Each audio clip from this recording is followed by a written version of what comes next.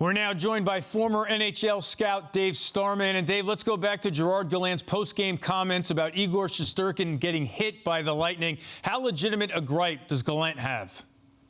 I think every coach has got a legitimate gripe when it comes to goaltender interference because the game is played in hard areas in front of the net. I thought Tampa went to the net with reckless abandon today. And I think one of the differences in today's game than a couple of the other games, I thought Tampa got underneath the Rangers a little bit more towards the end of the game.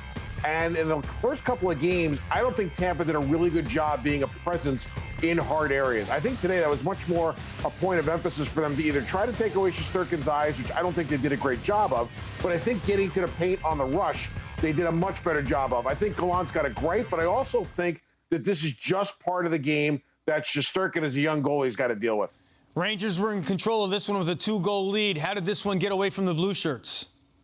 I think volume shooting by Tampa was a big thing today. And the hardest thing to do as a defender is to defend off the shot, meaning trying to pick up rebounds or loose pucks when you've got to turn your body and you lose what's behind you. It's a really good offensive tactic to just put pucks on the net in volume. It also means that you're playing more of a possession game if you've got that kind of offense going. So I think Tampa did a really good job today of controlling the possession, of controlling offensive zone time, and putting more pucks in the net. I thought they made the Rangers defend a little bit more. I thought they had the Rangers on their heels a little bit more. And I thought their resilience today was really good. Now, we can talk about the offensive side. The key to me today versus games 1 and 2 is that their goaltender, Vasilevsky, did not let the game fall apart, whereas I thought the first couple of games, that's what happened. All right, you talked about the volume shooting. Tampa Bay obviously didn't win 2 cups by accident. So is this a game that the Rangers blew an opportunity in, or did Tampa just play like the team we expected to see earlier in the series? Yes, both. And I think that with the Rangers, this was absolutely the game to put the nail in the coffin. And here's the Captain Obvious component. Yes, this is the game that Tampa had to have, but this was the perfect game for Tampa to have. It's a shorter rest period for the Rangers coming off game 2. It's an afternoon game. The Rangers have played every other night for a month. They really have not had a lot of breaks. At some point, fatigue's going to kick in.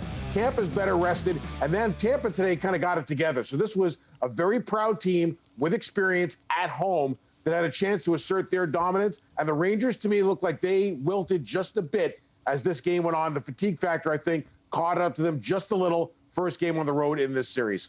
Rangers hadn't lost a game since May 26. So what's the key now and how they respond to get a victory in Game 4 on Tuesday night?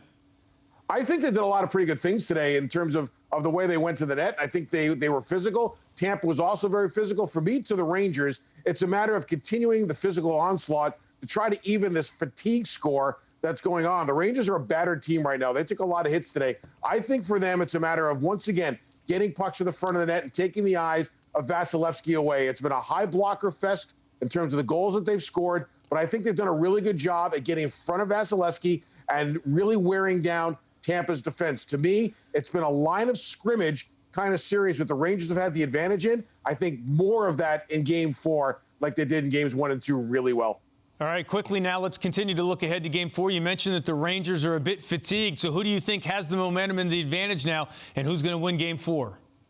Tampa certainly has the advantage right now. They certainly have got a little bit more of the momentum going into this one because here's the thing. They're a proud team that knows how to win. So at the very least, they've got something under their belt that they can believe in going to Game 4. The Rangers lost that game in dramatic fashion, but they've had really good composure through the entire playoffs in terms of shaking off losses. But I think for Tampa, now they've got some traction. I think the traction and the veteran experience component, plus Vasilevsky playing better, makes a very tough Game 4. Yeah, it certainly sounds like the Lightning got their sea legs back. Dave Starman, thanks for joining us, and we look forward to Game 4 on Tuesday night.